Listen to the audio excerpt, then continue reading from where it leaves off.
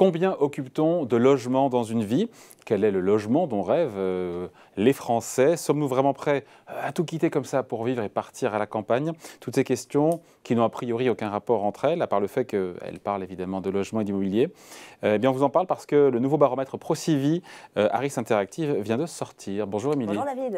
Alors, il s'appuie sur un échantillon quand même de 10 000 sondés, ce qui n'est pas rien. Il passe en revue donc toutes les questions que l'on peut se poser. Alors c'est vrai que ce baromètre, il est assez éclairant, surtout si on l'analyse à la lumière de la crise sanitaire. Et on en apprend un petit peu plus sur notre rapport à la pierre, qu'est-ce qui nous motive, quelles sont nos aspirations, comment nos comportements évoluent tout au long de notre vie. C'est toutes ces questions que soulève en creux ce baromètre. Alors on rentre dans le vif du sujet. Première question, combien de logements occupe-t-on tout au long de sa vie? Alors à partir de sa majorité, un Français va occuper en moyenne 4 logements dans sa vie, qu'on soit propriétaire ou locataire, ça n'a aucune importance. Mais derrière ce chiffre, David, ce qui est intéressant, c'est qu'on se rend compte que l'on reste beaucoup plus longtemps dans le dernier logement de sa vie que dans les premiers que l'on occupe, comme si finalement on recherchait toute notre vie une sorte de logement idéal. En tout cas, c'est ce que pensent les auteurs de cette étude. Nos déménagements ne seraient finalement pas si motivés que ça par les événements marquants de notre vie, l'emménagement à deux, une naissance, un déplacement professionnel, mais plutôt motivés par une sorte de quête du logement idéal. Et donc, il faudrait en moyenne 4 déménagements pour arriver à trouver le logement idéal. À quoi il ressemble, Émilie, ce logement idéal? De quoi rêvent les Français? Alors, la maison, David, c'est le rêve absolu. Ils sont 79% des sondés à en rêver. C'est 3 points de plus que le dernier baromètre de l'année dernière, en 2020. Évidemment, on pense tout de suite au Covid. Depuis 1 an et demi, vous le savez, les ménages aspirent à une seule chose, avoir un espace extérieur. Et on le sait, les maisons s'arrachent comme des petits pains.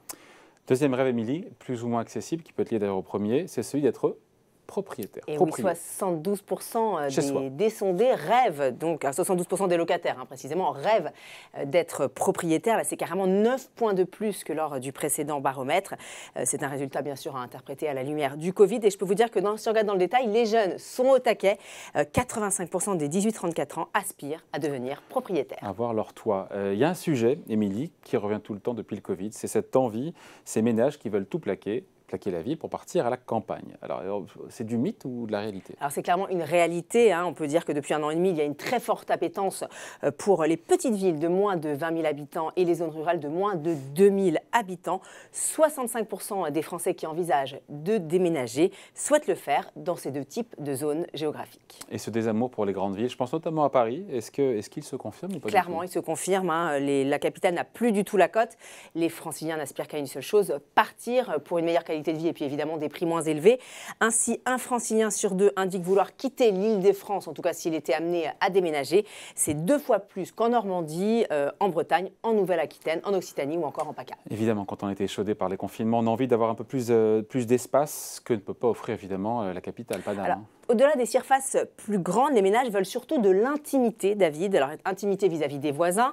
Il faut signaler que l'isolation thermique et surtout phonique est la première qualité attendue d'un nouveau logement pour 95% des sondés. Puis il y a l'intimité à l'intérieur de sa propre maison, de son propre foyer.